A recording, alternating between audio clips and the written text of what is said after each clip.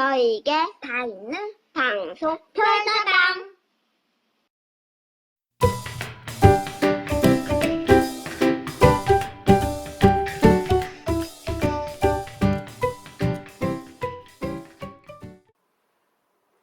안녕하십니까.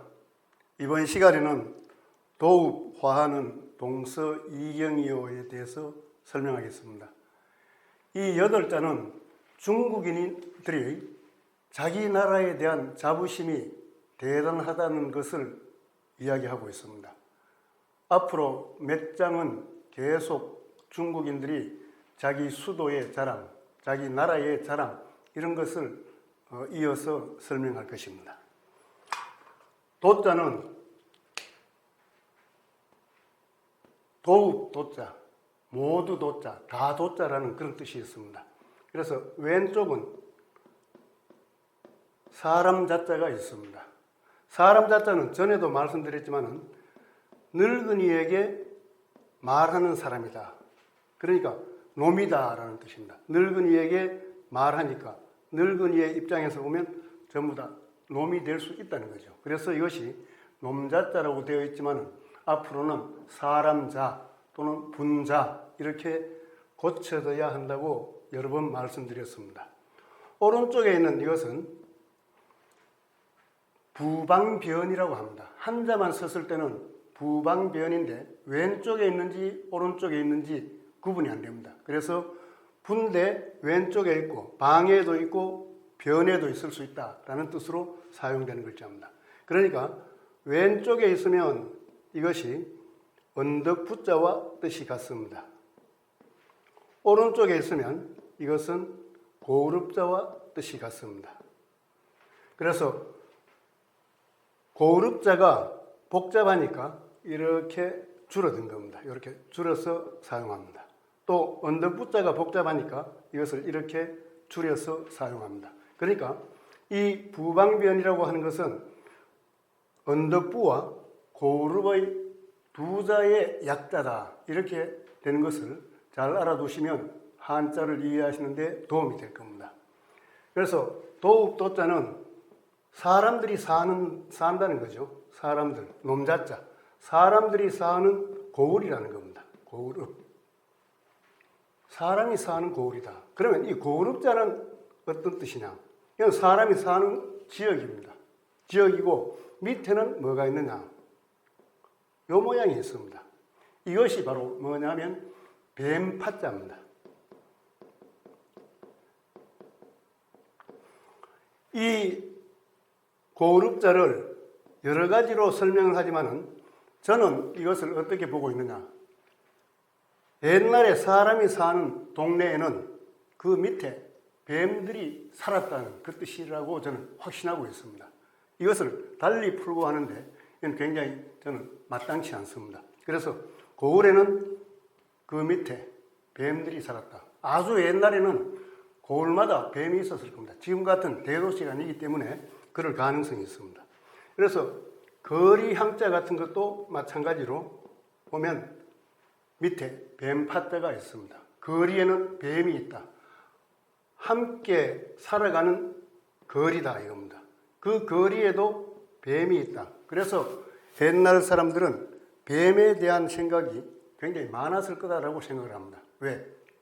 독사에 물리면 치명적이죠. 그러니까 이런 것을 넣어서 경계를 했을 거다. 조심하라 했을 거다라는 생각을 합니다.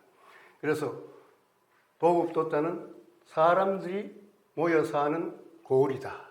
이렇게 기억을 해주시면 좋을 것입니다. 화자는 빛날 화자입니다. 꽃 화자, 빛날 화자라는 그런 뜻이 있는데 위에 초두가 있습니다. 이것이 변해서 이렇게 되겠죠. 그 다음 밑에 이것이 붙어 있습니다. 자, 이 글자는 빛난다라고 하는데 나무에서 뿌리가 양쪽으로 없습니다. 없었는데 생략했는데 나무에서 가지, 줄기, 열매가 화려하게 열려있다는 것, 펴있다는 그런 뜻입니다. 가지도 잘 뻗어있고 또 열매도 이 속에 많이 있다라는 것을 나타내는 것입니다. 그래서 이 화자는 굉장히 복잡한데 쓰는 순서는 열십자를 2개 씁니다. 그리고 이렇게 쓰고 내리고 또 옆으로 하고 한 획을 더 긋고 이렇게 내리면 빛날 화자가 되는데, 빛날 화자는 약자로 이렇게 씁니다. 될 화자, 열십자. 그러니까 이 열십자는 나무라는 뜻이 되겠죠. 나무에서 많은 것이 변화한다. 꽃이 피고 지고 열매가 맺고 또 떨어지고 이러한 것을 상징적으로 보여주는 한자라고 볼 수 있습니다. 그 다음 여름 한자는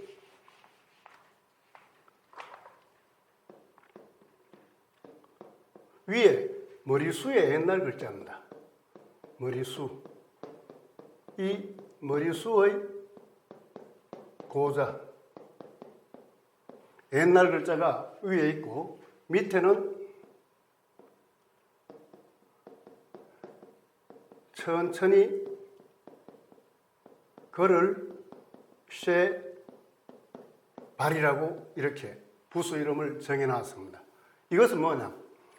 천천히 걷는다. 사람의 발의 모습을 본뜬 것인데 천천히 걷는다. 음은 쇠. 옥편 부수 명칭에 보면 발이라고 붙어 있는 것이 있습니다. 그 뜻은 뭐냐? 이 글자는 밑에 주로 쓰인다는 겁니다. 밑에 주로 쓰인다. 그래서 이 여름 한자는 머리에, 얼굴에, 머리에 빨리 걸으면 땀이 나기 때문에 여름에는 천천히 걸으라라는 그 뜻을 담고 있는 한자입니다. 그래서 이 머리 숫자는 지난번에도 설명을 드렸습니다마는 코비의 옛날 글자, 여기에서 코비가 나오고, 그 다음 이것은 스스로 자로 굳어지게 됩니다. 이것을 옥편을 찾으면 이 스스로 자자가 코비다라고 하는 뜻이 들어 있습니다. 그래서 이 코 위에 둥근 것이 있습니다. 이것이 바로 이 글자가 되는 것입니다. 머리수의 옛날 글자. 여기에서 머리수가 나옵니다. 머리수. 그 다음에 이런 머리수도 있습니다. 이것은 뭐냐? 위에 있는 이 선은 전부 머리털을 상징하는 것입니다. 그래, 머리털이 나 있는 머리. 또 밑에는 이것은 수염이 나 있는 머리, 코털이 나 있는 머리. 이렇게 생각하시면 되겠습니다. 이것이 바로 머리혈입니다. 그리고 이 옆에 머리수의 옛날 글자 옆에 코 옆으로 살이 붙어 있습니다. 그렇기 때문에 이 글자는 바로 남면자가 되는 겁니다. 얼굴면. 자, 여기에서 보면 스스로 자, 코가 있습니다. 코가 있고 또 둥근 것, 머리가 되는 것입니다. 그리고 옆에 볼살이 이래 있기 때문에 이 남면자는 이런 식으로 변해서 발전해서 만들어진 한자다라고 보시면 틀림이 없습니다. 그래서 머리로는 뭘 생각하느냐? 머리로는 콩을 생각한다. 또 제기를 생각해야 된다라고 지난번에 한번 말씀을 드렸습니다. 자, 이렇게 해서 한자는 만들어진 생성된 원리를 알고 공부를 하시면 굉장히 쉽게 기억을 할 수 있고 또 기억이 되기 때문에 쓸 수 있는 힘까지도 생기는 것입니다. 그런데 여기에서 하나 말씀드리고 싶은 것은 여름 한자의 부수가 밑에 있는 이것입니다. 천천히 걸을 쇠, 발. 천천히 걸을 쇠, 요 글자와 닮은 글자가 요겁니다. 요거는 뒤저을 치. 요것도 발의 뜻입니다. 요 위에 삐쳐나오고 나오지 않는 것, 요 차이가 되는데 요것도 발이고 요것도 발인데 요것은 천천히 걸을 쇠, 요거는 뒤저을 치라고 합니다. 그런데 여름 한자의 부수가 천천히 걸을 쇠 발인데 상용 한자 1800자 가운데 천천히 걸을 쇠발, 이것을 붓으로 하는 글자는 이 여름 한자 한자밖에 없습니다. 그래서 저는 부수 수도 앞으로 좀 줄여야 된다라는 생각을 갖고 있는데, 그렇다면 이 둘은 통합해서 오히려 디저월 치자 하나로 통합해도 큰 무리가 없다라는 생각을 해봅니다. 그 다음 동자는 동자입니다. 동력이다. 옛날에는 나무가 있고 이 나무에서 해가 뜨기 때문에 이것이 바로 동력이다, 동쪽이다라고 그렇게 차용해서 설명을 하고 있습니다. 그런데 실은 이것은 나무가 있으면 여기에다가 물건을 동여매했다는 것입니다. 무엇을 넣고 물건을 동여매했다. 꽉꽉 묶었다는 거죠. 그래서 묶을동의 뜻이 있습니다. 동여매일동, 묶을동의 뜻이 있는데 지금은 동력동으로 더 많이 사용하고 있습니다. 서자는 뭐냐? 이것은 글자 그대로 요래보면 둥지가 있는데 저녁에 새가 날아와서 딱 앉아있는 그 모습의 글자로 옛날 사람들은 많이 보신 것 같아요. 그래서 이것은 선역서, 해가 질 때는 서쪽에 있는 새들이 둥지에 날아와서 앉아있는 그 모습으로 설명을 하고 있습니다. 어쨌든지 우리는 이 동서남북이라 할 때 이 동서는 쉽게 기억할 수 있고 쓸 수 있기 때문에 편하게 기억해 주시면 되겠습니다. 그 다음 두이자는 두 개다라는 뜻입니다. 두 개인데 위에 한 획이 있고 밑에 한 획이 있습니다. 밑에 획을 조금 더 길게 쓰고 위에 획은 조금 짧게 쓰시면 좋으리라 생각합니다. 하나가 있고 둘이 있고 삼이 있습니다. 그래서 저는 이것은 완전한 원형, 즉 분화되지 않는 그 상태가 바로 한일이다라고 생각을 하고 있습니다. 그리고 이것은 이는 음양으로 나누어졌다. 둘로 나누어졌는데 음양으로 나누어진 그런 모습이다. 즉 이렇게 나누어진 그런 것이다라고 연상을 할 수 있습니다. 그래서 어지린자는 뭐냐? 두이자가 있습니다. 사람이 음양의 이치를 다 갖고 있는 게 어진 사람이다. 또 하늘과 땅의 이치를 아는 사람이 어진 사람이다. 이렇게 저는 새기고 기억하고 있습니다. 근데 많은 사람들이 어질다는 것은 어떠냐? 사람이 서로 간섭하지 않고 평형되게 이렇게 살아가는 것이 어진 삶이다, 어진 사람이다라고 풀이를 하고 있습니다. 그러나 사람은 음양의 이치, 하늘과 땅의 이치를 아는 사람이 저는 더 현명한 사람이고 어진 사람이라고 생각을 합니다.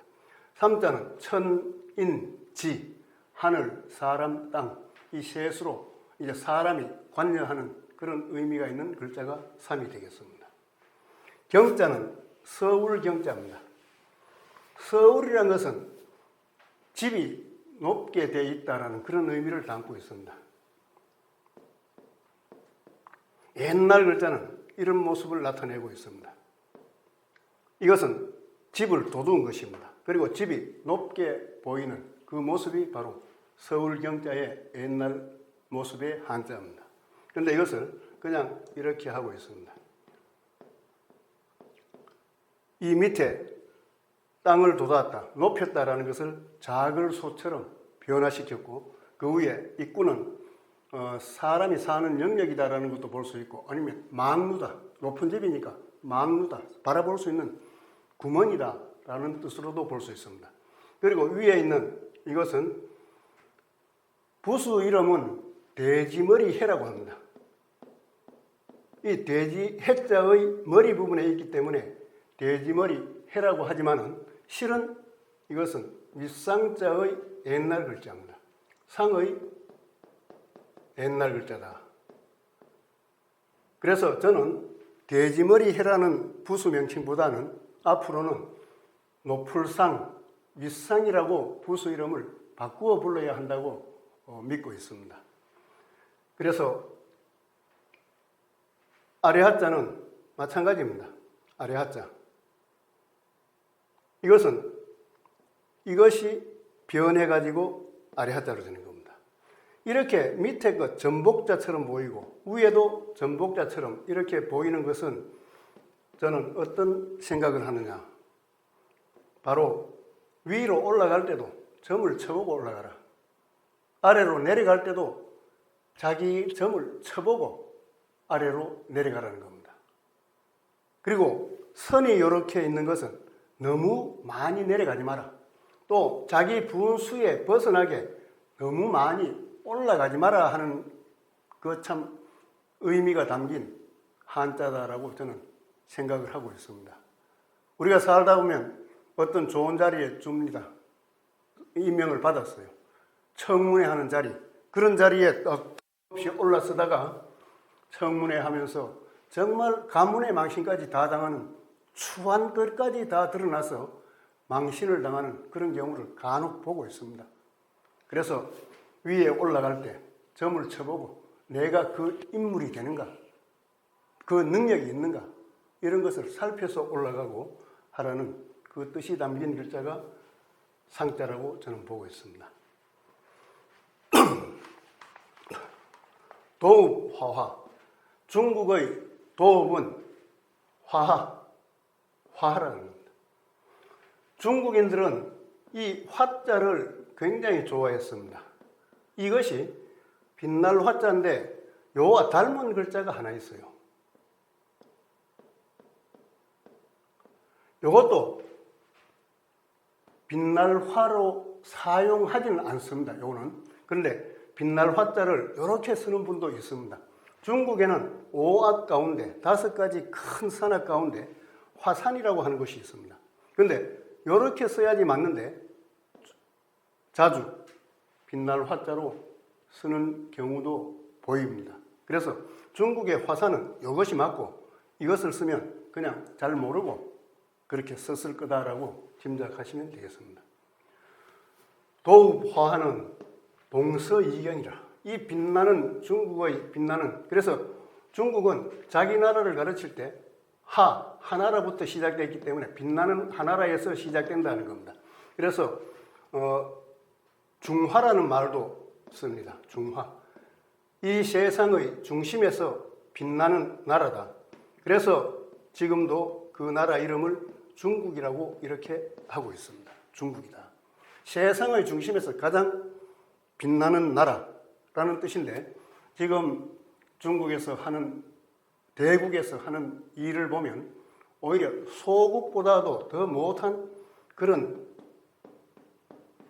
정치를 한다. 또 국제 질서를 어지럽히는 그런 일들을 하고 있는 것을 보면 참 대국답지 않다, 화하답지 않다라는 생각이 듭니다. 그래서 도읍화는 동서에, 동쪽과 서쪽에 두 개의 큰 서울이 있다는 겁니다. 서울이 있다. 그래서 서쪽에는 낙양, 동쪽에는 또 수도가, 서쪽에는 낙양, 동쪽에는 장안, 이렇게 해서 옛날부터 두 개의 수도가 나라가 바뀔 때마다 왔다 갔다 하면서 크게 번성을 했다, 이렇게 보는 것입니다. 나라가 크면 큰 나라만큼, 대국만큼 자기가 할 일을 잘하면 주위에 있는 나라들이 굉장히 편할 것입니다. 그 많은 땅덩어리, 그 많은 물산이 나는데도 주위에 있는 작은 나라들에게 영토 분쟁을 벌이는 것은 대국답지 않다는 겁니다. 저는 앞으로 국제사회가 잘 되려면 이러한 대국이 마음을 펴서 주위의 나라들을 잘 감싸주면 중국은 중국만으로 끝나는 것이 아닙니다. 그 많은 주위의 나라들도 다 중국의 일부로 수용할 수 있다고 저는 보고 있습니다. 물론 그렇게 되어서는 안 되겠지만 그만큼 대국의 역할이 크다는 것을 이 도읍화와 동서이경을 설명하면서 말씀드렸습니다. 감사합니다. 좋아요와 구독 눌러주세요.